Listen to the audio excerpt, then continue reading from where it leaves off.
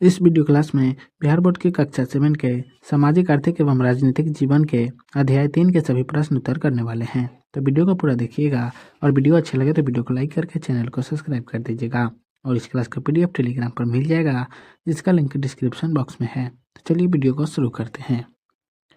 अध्याय 3 है शिक्षा एवं स्वास्थ्य के क्षेत्र में सरकार की भूमिका, जिसका पहला प्रश्न है अनुप्रिया एवं उसकी सहेलियां क्यों परेशान थी, उन सबकी परेशानियां कैसे दूर हुई। तो इसका उत्तर होगा अनुप्रिया एवं उसकी सहेलियां परेशान थी क्योंकि उन्हें लग रहा था कि वे मध्य विद्यालय से आगे की पढ़ाई नहीं कर पाएगी, क्योंकि मध्य विद्यालय तो उनके घर से नज़दीक था, इसलिए उन्हें विद्यालय जाने में कोई कठिनाई नहीं होती थी। पर उच्च विद्यालय उनके गांव से लगभग 5 किलोमीटर था, जिस कारण उन्हें विद्यालय जाने में कठिनाइयों का सामना करना पड़ता।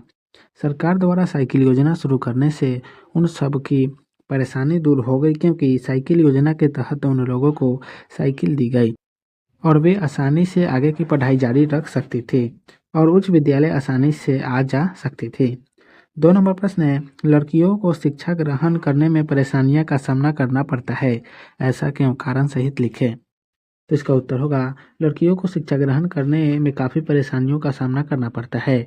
कितने परिवारों में आज भी लड़कियों को पढ़ाया नहीं जाता है, अगर पढ़ाया जाता है तो उन्हें उच्च शिक्षा नहीं दिलवाई जाती है। कई जगहों पर लड़कियों को न पढ़ने का कारण होता है स्कूल का अनेक घर से दूर होना। अगर विद्यालय घर से नज़दीक होता है तो उन्हें विद्यालय जाने पर कोई परेशानी नहीं होती, पर विद्यालय का घर से दूर होना उनके शिक्षा पाने के रास्ते में रुकावट बन जाता है। उनके माता पिता उन्हें दूर जाकर पढ़ाई की अनुमति नहीं देते, क्योंकि वो उनकी सुरक्षा को लेकर चिंतित होते हैं। बहुत से जगहों पर लड़कियों को उच्च विद्यालय की शिक्षा दिलाने के बाद कॉलेज की पढ़ाई करने घर से दूर दूसरे शहर में जाने की अनुमति दी जाती है, और कारण बताया जाता है कि अकेली लड़कियों घर से दूर शहर में कैसे रहेगी। इन सारी वजहों से लड़कियों की शिक्षा में बहुत रुकावट आती है। 3 नंबर प्रश्न है आपकी समझ में ऐसी क्या व्यवस्था हो सकती है जिससे लड़कियों की परेशानी न हो। तो इसका उत्तर होगा मेरी समझ में हर गांव में मध्य विद्यालय के साथ साथ उच्च विद्यालय भी होना चाहिए, जिससे लड़कियों को शिक्षा प्राप्त करने के लिए घर से बहुत दूर नहीं जाना पड़े। हर जगह पर कॉलेज की भी व्यवस्था होनी चाहिए, जिससे लड़कियों को उच्च विद्यालय तक की शिक्षा प्राप्त करने के बाद आगे की शिक्षा प्राप्त करने के लिए दूसरी जगह जाना पड़े। अपने शहरों में उच्च शिक्षा दिलवाने वाले किसी अन्य कॉलेज के होने की वजह से विद्यार्थियों को दूसरे शहर में जाना पड़ता है और लड़कियों की इसकी अनुमति बहुत कम ही मिल पाती है। 4 नंबर प्रश्न है सुमित की चिंता का क्या कारण थे, यदि सुमित की जगह आप होते तो आपके मन में क्या क्या विचार आते, आपस में चर्चा करें। तो इसका उत्तर होगा सुमित की चिंता का कारण था किताबों का समय पर न मिलना। उसकी किताबें बाजार में नहीं मिलती थी, इसलिए वह चाहकर भी अपनी किताब बाजार से नहीं खरीद सकता था। किताब नहीं मिलने की वजह से वह कुछ पढ़ाई भी नहीं कर पाया था और उसे इस बात का डर था कि आने वाले अर्धवार्षिक परीक्षा में वह क्या लिखेगा। यदि सुमित की जगह मैं भी होती तो मेरे मन में भी वही विचार आता जो सुमित के मन में आया था। 5 नंबर प्रश्न है आपको समय पर किताब नहीं मिलने की स्थिति में प्रधानाध्यापक ने क्या प्रयास किया। तो इसका उत्तर होगा समय पर किताब नहीं मिलने की स्थिति में हमारे प्रधानाध्यापक किताब नहीं मिलने की वजहों की जानकारी लेते हैं और जल्दी से जल्दी उन रुकावटों को दूर कर हमें कम से कम समय में किताब दिलवाते हैं। 6 नंबर प्रश्न है मध्याह्न भोजन योजना, पोशाक योजना, भवन निर्माण योजना, आंगनबाड़ी केंद्र इत्यादि योजनाओं के विषय में शिक्षकों से चर्चा करें कि आखिर इनकी ज़रूरत क्यों है। तो इसका उत्तर होगा इन योजनाओं की ज़रूरत निम्नलिखित कारणों से है। पहला, मध्याह्न भोजन योजना। तो मध्याह्न भोजन योजना से बच्चों को शिक्षा के साथ साथ भोजन भी मिल जाता है और इस योजना से स्कूल में बच्चों की संख्या भी बढ़ी है। इतने बच्चे भी भूखे ही स्कूल चले आते हैं, जिससे पढ़ाई में उनका मन नहीं लगता था। पर इन योजना में भोजन मिलने से बच्चे को पेट भरा रहता था और पढ़ाई में उनका मन भी लगता था। दूसरा, पोशाक योजना। तो पोशाक योजना में बच्चों को स्कूल के पोशाक बनवाने के लिए पैसे दिए जाते हैं। इस योजना से उन बच्चों को बहुत लाभ हुआ है जो स्कूल की पोशाक न होने की वजह से स्कूल नहीं जा पाते थे। तीसरा है भवन निर्माण योजना। तो इस योजना से भी बहुत लाभ हुआ है। वैसे स्कूल जो जर्जर भवनों में चलाए जाते थे उनकी मरम्मत भी होने लगती है। लगी जो स्कूल खुले मैदान में चलाए जाते थे, उन्हें अब स्कूल के लिए भवन भी मिल गए। चौथा है आंगनबाड़ी केंद्र। तो आंगनबाड़ी केंद्र में बच्चों को शुरुआत की शिक्षा मिलती है, इससे उनकी नींव मजबूत होती है। 7 नंबर प्रश्न है, क्या आप अपने विद्यालयों की पढ़ाई व्यवस्था से संतुष्ट हैं? अपने विचार लिखें। तो इसका उत्तर होगा हाँ, मैं अपने विद्यालय की पढ़ाई व्यवस्था से संतुष्ट हूँ। मेरे विद्यालय में सभी शिक्षक अपने अपने विषयों को बहुत ही अच्छे से पढ़ाते हैं, जो हम बच्चों को बहुत ही आसानी से समझ में आ जाता है। अगर हमें कुछ पढ़ाई समझ में नहीं आती तो हमारे शिक्षक उसे फिर से पढ़ाकर हमें अच्छे से समझाते हैं। हमें किसी प्रकार की परेशानी होने पर हमें शिक्षक हमारी मदद करते हैं। शिक्षकों द्वारा पाठ्यपुस्तक जल्दी से जल्दी दिलवाने की कोशिश की जाती है। पोशाक राशि भी दी जाती है। मध्याह्न भोजन की व्यवस्था भी है। पढ़ाई के अलावे मेरे स्कूल में खेलने की भी उचित व्यवस्था है।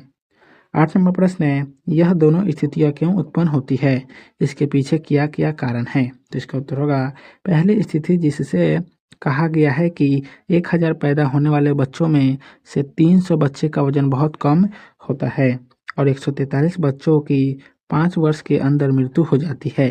यह स्थिति तब उत्पन्न होती है जब किसी गर्भवती महिला को गर्भावस्था के दौरान संतुलित भोजन नहीं मिल पाता। संतुलित भोजन की कमी से उनके अंदर खून की कमी या एनीमिया की बीमारी हो जाती है, जिस वजह गर्भवती महिला का वजन ही बहुत कम हो जाता है, जिस वजह से होने वाले बच्चे का वजन भी कम होता है और कमज़ोर शरीर होने की वजह से उन्हें कई तरह की परेशानियां होती है, जिससे कभी कभी उनकी मृत्यु हो जाती है। इसका कारण है कि पैसे जानकारी के अभाव में गर्भवती महिला को संतुलित आहार और आयरन की गोली का नहीं मिल पाना। दूसरी स्थिति, जिसमें कहा गया है कि 10,000 औरतों में से 400 औरतें की बच्चे के जन्म देते समय मौत हो जाती है। ऐसी स्थिति तब होती है जब गर्भवती महिला को प्रसव के लिए अस्पताल न ले जाकर उसके घर में ही प्रसव कराने की कोशिश की जाती है। घर में प्रसव कराने के लिए शिक्षित नर्स की जगह किसी महिला से प्रसव कराने से कई तरह की इन्फेक्शन होने की संभावना होती है, जिससे गर्भवती महिला की मौत हो सकती है। इसका कारण है कम उम्र की लड़कियों का गर्भवती हो जाना और पैसे के अभाव में उन्हें अस्पताल न ले जाना, और कभी-कभी गांव की महिलाओं को तो प्रसव के लिए शहर लाते-लाते रास्ते में ही उसकी मौत हो जाती है। 9 नंबर प्रश्न है, इन्हें दोनों स्थितियों में बच्चों और औरतों को कैसे बचाया जा सकता है?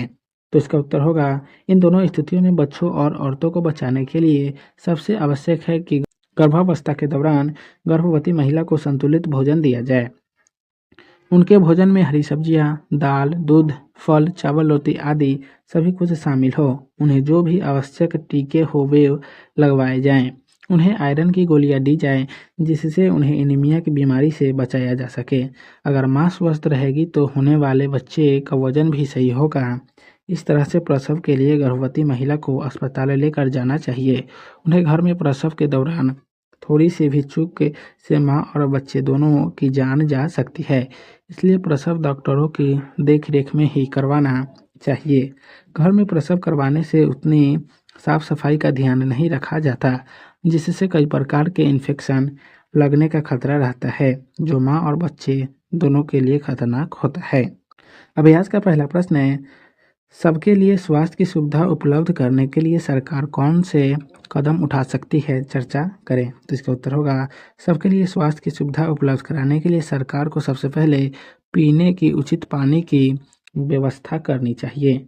स्वास्थ्य सुविधा प्रदान करने वाली संस्थाओं, स्वास्थ्य केंद्र, प्राथमिक स्वास्थ्य केंद्र, जिला अस्पताल आदि को सुचारू ढंग से कार्य करने के निर्देश देने चाहिए। सभी अस्पतालों में बच्चों को लगाए जाने वाले जीवन रक्षक टीके और दवाएं मुफ्त में मिलने चाहिए। गर्भवती महिलाओं में खून की कमी को दूर करने के आयरन की गोली देनी चाहिए। अस्पतालों में बेड की समुचित व्यवस्था होनी चाहिए। डॉक्टरों की कमी को भी दूर करने की कोशिश करनी चाहिए। गांव में भी अस्पताल खुलवाने चाहिए और डॉक्टरों की व्यवस्था करनी चाहिए, जिससे गांव के लोगों के बीमार होने पर वही उनका इलाज हो सके, क्योंकि ज़्यादातर लोगों को बीमारी के दौरान शहर लाने के दौरान रास्ते में ही उनकी मृत्यु हो जाती है। 2 नंबर प्रश्न है, शिक्षा की स्थिति बेहतर करने के लिए सरकार की क्या भूमिका होनी चाहिए। तो इसका उत्तर होगा शिक्षा की स्थिति को बेहतर बनाने के लिए सरकार को शिक्षा को कानून का रूप देना चाहिए। शिक्षा पाना सबका हक है, पर जिसे शिक्षा नहीं मिल पा रही है वो न्यायालय का सहारा ले सके। शिक्षा के लिए उचित व्यवस्था की जानी चाहिए।